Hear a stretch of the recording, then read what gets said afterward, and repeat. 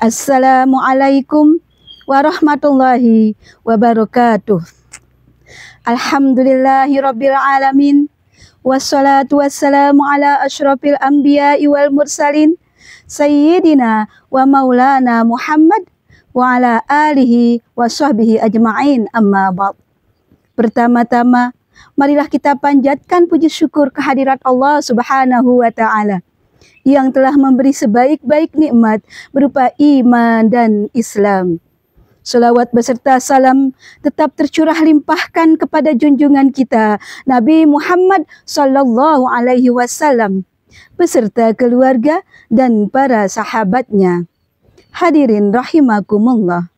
Di hari yang penuh berkah ini, izinkanlah saya menyampaikan sebuah tausiah yang berjudul Pendidikan Ramah Anak Menurut Islam.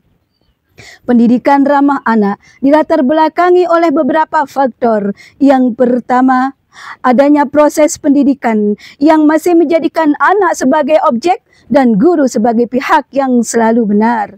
Yang kedua, adanya kasus kekerasan seperti kekerasan fisik, psikis, seksual, dan penelantaraan terhadap anak. Yang ketiga, adanya bentuk hukuman yang tidak mendidik bagi peserta didik, seperti mencubit, mencewer, dan membentak dengan suara yang keras. Oleh sebab itu, anak sebagai peserta didik berhak mendapatkan lingkungan pendidikan yang ramah. Hadirin rahimakumullah. Pendidikan ramah anak merupakan pendidikan yang memberikan kemerdekaan siswa dalam belajar, kebebasan siswa dalam mengeluarkan ide, pendapat, maupun pemikirannya, kemerdekaan siswa dalam mengembangkan potensi yang dimilikinya tanpa rasa takut dan pembatasan-pembatasan lainnya. Lantas, bagaimana kita mengetahui madrasah atau lingkungan kita? Apakah sudah ramah anak atau masih jauh dari itu? Berikut saya paparkan sedikit terkait karakteristik madrasah ramah anak. Yang pertama, madrasah ramah anak harus menyediakan lingkungan yang aman, bebas dari kekerasan fisik dan psikis terhadap anak, seperti perkelahian, penganiayaan, penghinaan, dan lain-lain. Allah Subhanahu wa ta'ala berfirman dalam Al-Quran surah Al-Hujurat ayat 11 yang artinya, wahai orang-orang yang beriman, janganlah suatu kaum mengolok-olok kaum yang lain, karena boleh jadi mereka yang diolok-olok itu lebih baik daripada mereka yang mengolok-olok. Yang kedua, madrasah harus mempromosikan nilai-nilai moral sesuai dengan ajaran Islam, seperti kejujuran, keadilan, dan kasih sayang.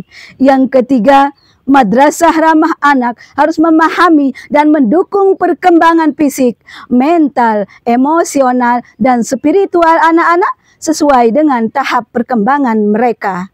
Dengan mengintegrasikan karakteristik-karakteristik ini, madrasah dapat menciptakan lingkungan yang mendukung pertumbuhan, perkembangan, dan kesejahteraan anak-anak sesuai dengan ajaran agama Islam. Mari membangun masa depan yang lebih cerah ketika madrasah dijadikan rumah bagi anak-anak, tempat di mana mereka merasa aman, diberi kasih sayang, dan didukung sepenuh hati. Semangat menjadi madrasah ramah anak adalah kunci membentuk generasi yang tangguh dan penuh potensi. Dikira terpancing ikan pebelanak, rupanya terpancing ikan gurami. Berikan yang terbaik buat anak penerus generasi kita. Billahi taufiq wal hidayah. Wassalamualaikum warahmatullahi wabarakatuh.